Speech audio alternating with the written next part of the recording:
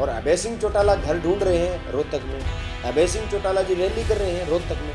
मतलब सबके निशाने के ऊपर केवल कांग्रेस और चौधरी भूपेंद्र सिंह हुड्डा है। मैं अभय सिंह चौटाला जी से पूछना चाहता हूँ, लेकिन इनका काम है, ये लोग चाहते हैं कि हुड्डा साहब और कांग्रेस के वोटों में सेंधमारी की जाए ताकि बीजेपी को इसका फायदा हो।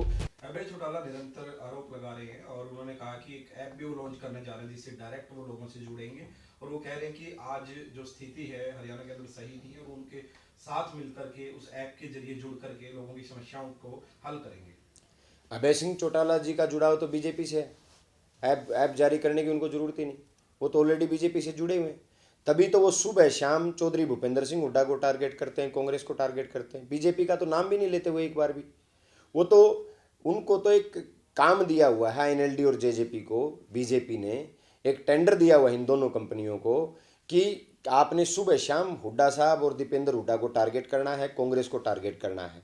आप हैरानी देखिए, जेजेपी अपना दफ्तर प्रदेश कार्यालय बनाती है रोहतक में, बीजेपी अपना प्रदेश कार्यालय बनाती है रोहतक में, नड्डा साहब आए रोहतक में, नायब सैनी जी कोई प्रोग्राम करें रोहतक में, अमित शाह आए रोहतक में, और अभय सिंह चौटाला घर ढूंढ रहे हैं रोहतक में, अभय सिंह चौटाला जी रैली कर रहे हैं रोहतक में।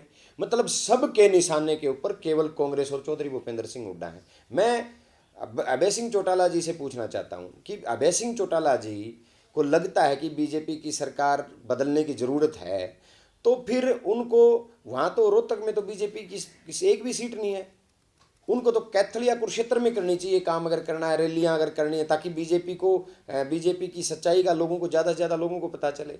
वहाँ तो बीजेपी का कोई नाम लेवा भी नहीं है रोहतक में तो। लेकिन इनका काम है, ये लोग चाहते हैं कि हुड्डा साहब और कांग्रेस के वोटों में सेंधमारी की जाए ताकि बीजेपी को इसका फायदा हो, डायरेक्ट और इनडायरेक्ट।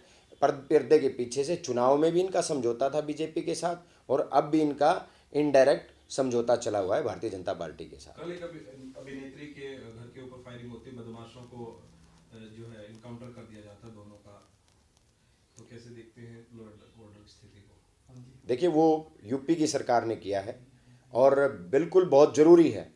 अगर अपराध को कम करना है तो अपराधियों को सज़ा दिलानी पड़ेगी। अपराधियों को, जब अपराधी किसी आम घर के या किसी व्यापारी को या किसी अभिनेता के ऊपर या किसी नेता के ऊपर या किसी आम जनता के ऊपर टारगेट करने का काम करते हैं, तो पुलिस का काम है कि उनको आप टारगेट करने का काम करो।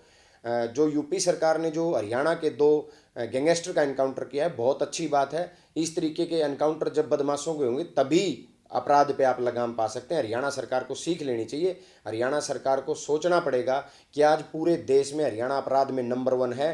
वो आपकी नाकामियों की वजह से यहाँ की भी पुलिस को खुली छूट दी जाए, कि यहाँ की पुलिस को छूट दी जाए सरकार की तरफ से कि कोई अपराधी अगर अपराध करने का काम करेगा तो पुलिस उसको उसकी सज़ा देने का काम ऑन द स्पॉट करेगी।